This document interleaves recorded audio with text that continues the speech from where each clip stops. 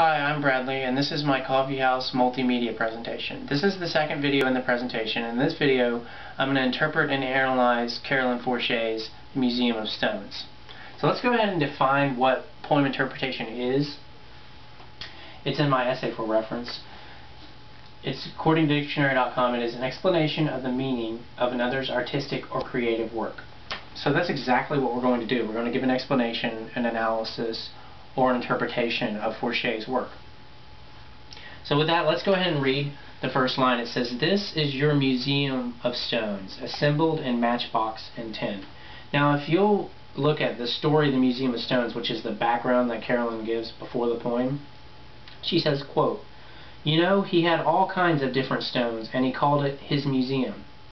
She's referring to her friend whom she wrote this poem about, and he collected stones from all over the world.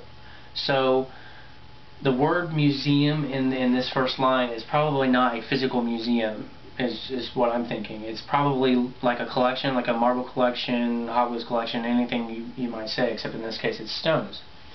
So with that, let's go ahead and go to the second line. We start to look at stone locations here, collected from roadside, culvert, viaduct, battlefield, threshing floor, basilica, abattoir, and so on.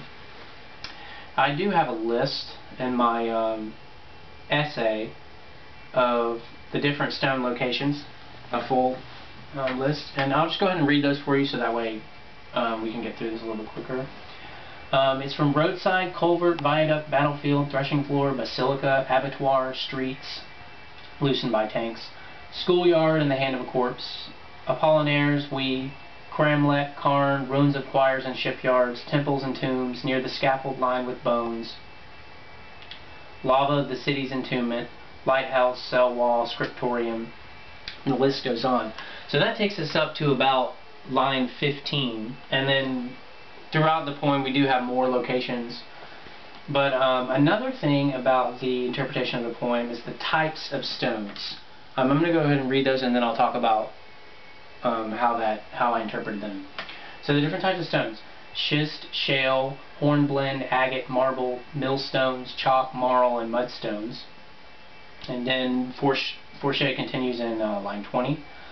Feldspar, rose quartz, slate, blue schist, gneiss, chert, sandstone, and lava stones.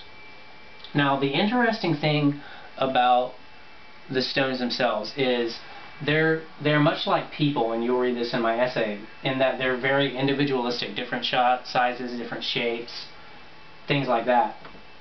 So that's the idea that I got as far as the rocks themselves. They also symbolize different emotions, experiences, feelings, I guess you would say. Let me see, I wrote this somewhere. In line 25 we have stones from the stars, stones from vessels, lodestones, also cell wall, which to me indicates cell wall such as prison or crime. So that's how I kind of link the two. The stone from the cell wall is indicative of crime. Forche also indicates sadness in the stones, also hope. At the bottom in line 32 we have, "with hope that this assemblage taken together would become a shrine or holy place."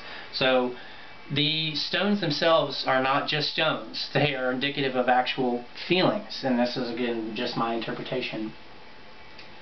But anyway, also I wanted to mention the paradoxes between the stones and expressions. In line 31 it says, "All earth is a quarry, all life a labor, stone-faced, stone-drunk." Now that's the first time in this poem we have an expression, stone-faced or stone-drunk, in relation to an actual physical stone.